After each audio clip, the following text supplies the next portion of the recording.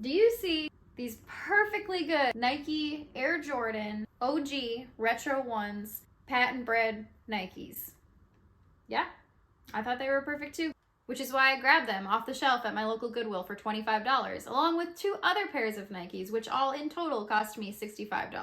Well, I'm about to tell you why this was a $65 mistake that I made in my first 90 days of reselling.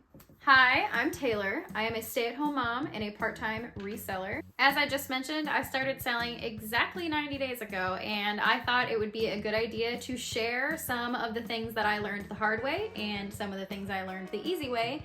So if you are interested in starting a reselling journey, you might want to stick around because I'm going to save you a few headaches. I'm going to break this video up into 2 parts: lessons I learned the hard way and lessons I learned the easy way by researching and just copying what other resellers do. It's important to note that the lessons I learned the hard way all cost me money in some way, shape, or form. I spotted these at my local Goodwill and I used Google Lens to tell me what kind of Nikes they were and how much they could possibly be worth. And when I saw how much these were worth, I freaked out.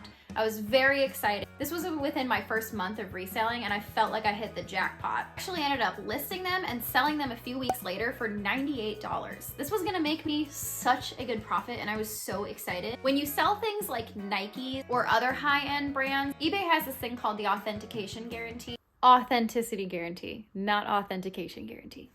Okay.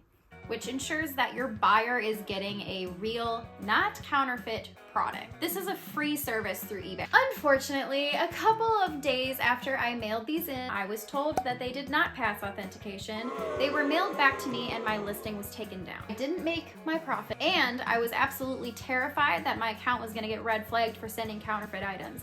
If you didn't know this, selling anything that's counterfeit, even if you explicitly state that it's counterfeit, is illegal. You can't do that. What I learned from this is that I will never sell a pair of Nikes on my platform again. The way I could see a new seller selling Nikes on eBay is if you bought them from the Nike store yourself and you know for a fact that they are real. Don't buy used Nikes anywhere. Trust me when I say they make some really good counterfeits. The next 2 hard lessons are going to be shipping related. I feel like shipping is the thing I had the most questions about when I first started off as a reseller. It took me longer than I care to admit to realize that when you are making an eBay listing and you get down to the part where it asks you how much the item weighs and how large it is, that you can overestimate what that's going to be because you have to consider your packing supplies are going to weigh a little bit extra.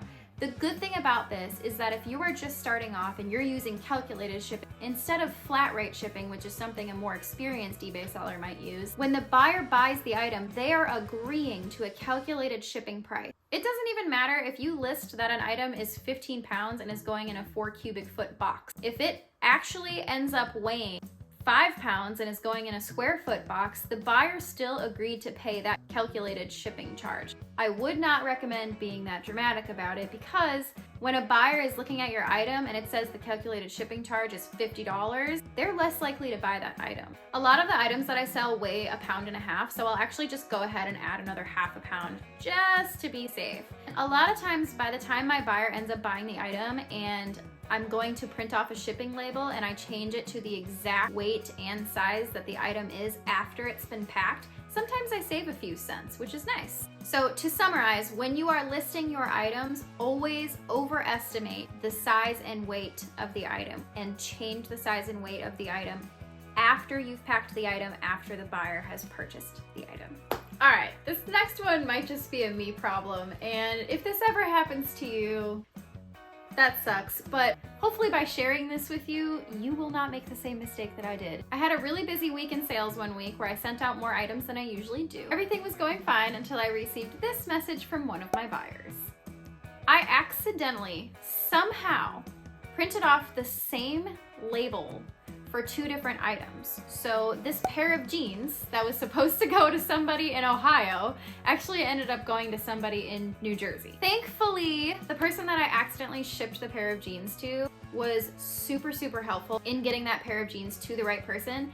And even though I messaged the person that ordered the jeans and let them know that their shipment would be late, they never messaged me back, and they ended up receiving the item and everything was fine. The most important thing that you need to know here is if you are going to use a non-eBay source for printing off your shipping labels like I had to do in this situation, make sure that you upload the tracking information because that is very, very important for your seller rating. However, the lesson learned here is pay very close attention to your shipping label. I would quadruple check that the name on the label matches the name on the order. The fourth hard lesson learned, and this is possibly the most important one out of all the four, on eBay, you can check sold comps versus selling comps. So if there is an item that you want to sell, let's not use the Nikes as an example. Here, let's just use this random item as an example. I have a pooping dog balloon animal trinket that sits on my desk.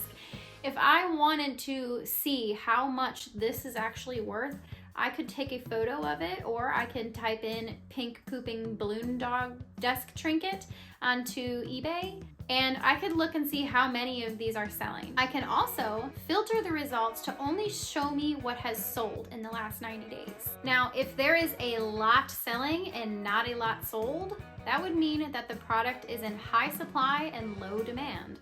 If there is not a lot selling and a lot sold, that is the ideal item that you want to purchase for resale, because that would mean that the item is in high demand and low supply. You want to buy high demand items. If you don't, it's going to take up space in your inventory for a longer period of time. Take these shoes, for example, that I bought on an online liquidation auction. Buying from online auctions has easily become an instant no for me. When I first started off eBay reselling, the first items that I bought were from an online auction. I decided, for some odd reason, starting off, that I didn't really care what the selling rate was for each of these items. What I didn't consider was the amount of fees that eBay takes out, the cost it took me to drive to the auction location to pick up the items, the cost it took to drive me to USPS to ship these items. So rule number 4 is do some research on what sells before buying literally anything. Now, before I go sourcing, I look at sold comps, I make sure I know exactly what brands are selling in the price point that I'm looking for the profit that I'm looking for. And even though I have a lot to learn and I'm still researching all of this and still continuing to practice it, I pass this knowledge on to you. Please, please, please research what sells before you start reselling. Otherwise, you're gonna be wasting a lot of money and a lot of space in your inventory. Without further ado, let's move on to the things I learned the easy way. When I say easy way, I mean these are things that I researched very heavily before I started reselling, or within my first month of reselling, that really, really helped me down the line. These are all bits of advice that I've heard multiple other resellers say. In my opinion, if every reseller that you watch is saying the same piece of advice, green flag, hello, this is something important that you need to listen to. First thing that I learned the easy way, and it's probably the most obvious one, but might not be something that you think of right away. Source your packing supplies. Trust me when I say there is somebody in your neighborhood that orders from Amazon every day. In my neighborhood, it's me, but I do have a few neighbors who also do most of their shopping off of Amazon, and Amazon has the perfect size boxes for a lot of things that most everything sellers sell on eBay. Keep everything from everything that you receive on Amazon, even bubble mailers or bubble wrap or those little air pocket things that they give you when they put something that's ridiculously small into a very large box. You never know when you're gonna need it to sell something fragile. If you can't source your supplies, I would recommend buying in bulk. Even though it's more expensive up front, it's gonna cost you a lot less down the line. And if you are starting a reselling business, I'm assuming that you're taking this business seriously and you're gonna continue doing it and be very consistent.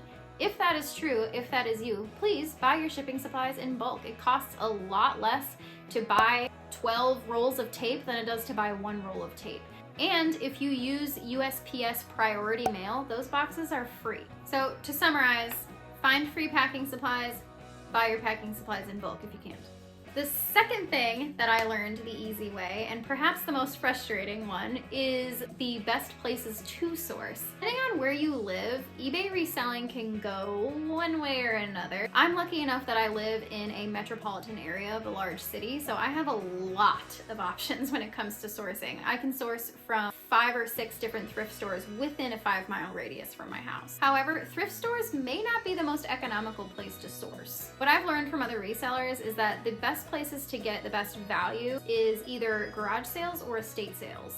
Near me, it is not garage sale season, and I started in October 2024, so it still is not garage sale season. It's very cold outside, so I have not had the opportunity to do that. And I have not dabbled in estate sales yet, but it is something that I plan to do in the near future. All right, the third and perhaps the easiest bit of advice that I learned the easy way is to promote your listings. On eBay, they give you the option to promote your listings, which basically means you give them a percentage that you are willing to pay off the total amount of your sale for them to promote your item, which basically means that they're bumping it up closer to like the first page. The higher percentage you give them, the closer your item ends up at the top of the page.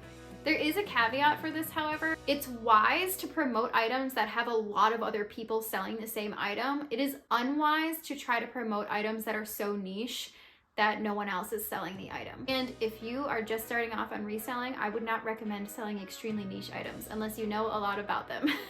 I promote every single one of my listings at 2.1%. 2% is the minimum. I decided to just bump it up an extra 0.1% just to beat out the other people who are promoting their stuff at 2%. And I did notice an increase in sales after I did that. Okay, the last thing that I learned the easy way, and this is the most important thing, please, please, please do this if you are starting your reselling journey. You need to have an inventory system put in place before you even start buying items. I went from having 10 items to 200 items in a matter of less than 60 days, and it would be impossible to remember where I put an item after I sold it if I did not have this inventory system set up. It's really easy and it's cheap. You can use boxes, you can use bins that you already have. I mean, you could totally make this as expensive or as cheap as you want it to. I obviously would try to shoot for trying to find free things that you have in your house to store things. I unfortunately did not have anything like that, so I did go to Target and I bought myself some clear bins. I bought the absolute cheapest ones I could find. If you have your inventory set up on the inside of your home or a safer space, you may not need to use completely closable bins. I would recommend having some sort of shelving unit and marking each shelf and marking each bin. I use numbers for the shelves and letters for the bins. It really does not matter what you use to mark this inventory with, but I would recommend using numbers and letters just because it's infinite. If you end up expanding your inventory down the line, you could have bin AA and then bin AAA and then bin AAAA if you end up having a warehouse like some of these resellers do. So to summarize, have an inventory system. So that concludes 4 of the things that I learned the hard way and 4 of the things I learned by doing my own research.